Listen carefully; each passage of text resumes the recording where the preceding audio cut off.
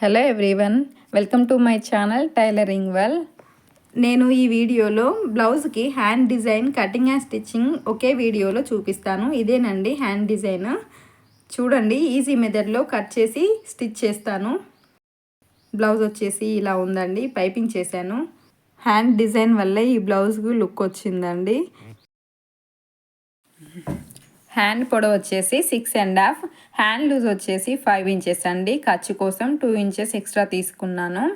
ఇప్పుడు డిజైన్ కోసం ఫోల్డింగ్ నుండి కిందికి 3 ఇంచెస్ తీసుకున్నాను. వెడల్పు వచ్చేసి 2.5 తీసుకున్నాను.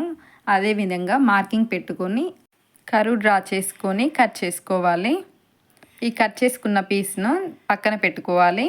ఇప్పుడు లైనింగ్ పీస్ పైన వేసి మెయిన్ క్లాత్ కింద ఉండేలా చూసుకొని స్టిచ్ వేసుకుంటూ రావాలి. నేను పైపింగ్ వేద్దాం అనుకుంటున్నాను. డిజైన్ కుట్టే దగ్గర కూడా జాయింట్ చేసుకొని చిన్న చిన్న కట్స్ ఇచ్చుకోవాలి. ఇప్పుడు దీనిని రివర్స్ తీసుకోవడం వల్ల ఖర్చు బయటికి కనిపించకుండా నీట్గా కనిపిస్తుంది. ఇలా రివర్స్ తీసుకోవాలి. కాస్త జారే క్లాత్ కాబట్టి కాస్త నెమ్మదిగా తీసుకోవాలండి.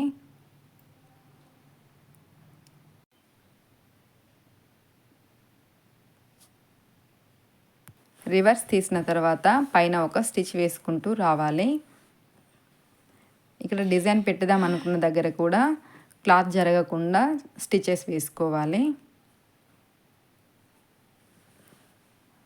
ఎక్స్ట్రా ఉన్న క్లాత్ మొత్తం కట్ చేసుకోవాలండి. ఇది సారీలో పీస్.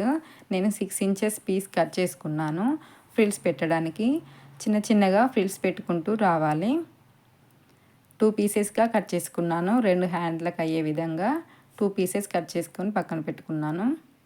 నేనైతే ఒకటే హ్యాండ్ చూపిస్తాను. రెండో హ్యాండ్ కూడా అదే విధంగా ఉంటుంది కాబట్టి సరిపోతుంది.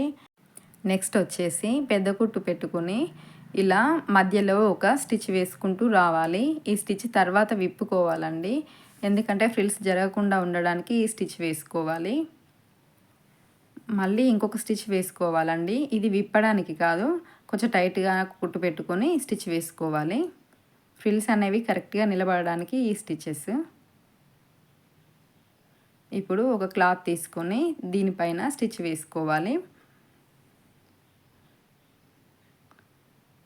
ఇలా 2 స్టిచెస్ వేసుకోండి. తర్వాత షేప్ అనేది తర్వాత ఇచ్చుకోవాలి.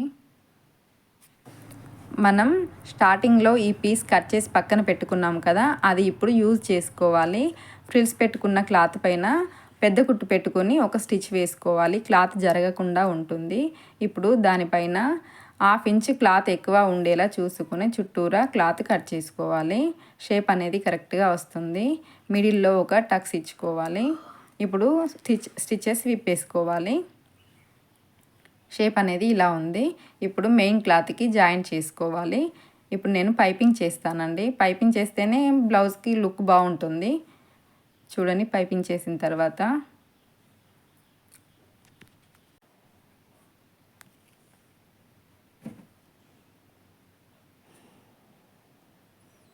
నెక్స్ట్ పైపింగ్ చేసిన తర్వాత మనం డిజైన్ చేసుకున్న క్లాత్ను కరెక్ట్గా మిడిల్లో వచ్చేలా చూసుకొని ఇక్కడ ఒక పిన్ను పెట్టుకోవాలి. క్లాత్ జరగకుండా స్టిచ్ వేసుకునేటప్పుడు కరెక్ట్గా సెట్ అవుతుంది. ఇలా నెమ్మదిగా స్టిచ్ వేసుకుంటూ రావాలి.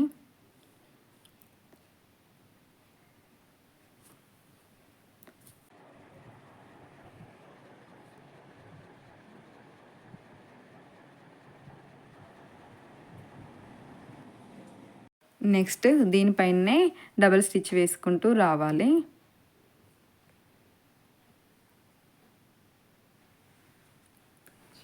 నెక్స్ట్ మనం మిడిల్లో ఒక స్టిచ్ వేసుకున్నాం కదా, ఫ్రిల్స్ జరగకుండా, ఆ స్టిచ్ ఇప్పుడు తీసుకోవాలి.